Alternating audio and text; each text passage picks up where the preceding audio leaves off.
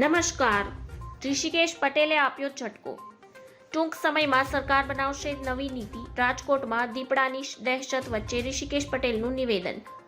આ દરમિયાન આજે મંત્રી ઋષિકેશ પટેલનું આ મોટું નિવેદન સામે આવ્યું છે. મહત્વનું છે કે શહેરી વિસ્તારના વન્ય પ્રાણીઓના આંટાફેરાના જોખમ અંગે તંત્ર સક્રિય બન્યું છે, જેને લઈને રાજ્ય સરકારના પ્રવક્તા મંત્રી ઋષિકેશ પટેલે કહ્યું કે આ અંગે રાજ્ય સરકાર દ્વારા એક્શન પ્લાન ઘડવામાં આવી રહ્યો છે. આ સાથે તેમણે કહ્યું કે હિંસક પ્રાણીઓ માટે જંગલમાં મોકલાવા ખાસ વ્યવસ્થાઓ કરવામાં આવશે.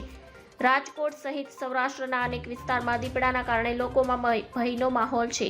આજે રાજ્ય સરકારના પ્રવક્તા મંત્રી ઋષિકેશ પટેલે વન્ય પ્રાણીઓ અંગે નિવેદન આપ્યું છે. તેમણે કહ્યું કે દીપડા સહિતના વન્ય પ્રાણીઓ શહેરો સુધી આવી રહ્યા છે, જેને લઈને રાજ્ય સરકાર દ્વારા એક્શન પ્લાન ઘડવામાં આવી રહ્યો છે. હિંસક પ્રાણીઓ માટે જંગલમાં મોકલવા ખાસ વ્યવસ્થાઓ કરવામાં આવશે. મહત્વનું છે કે અગાઉ રાજકોટ સહિતના દીપડાના આંટાફેરાને લઈને લોકોને સાવચેત રહેવા અપીલ કરવામાં આવી છે. ધન્યવાદ. જય હિન્દ.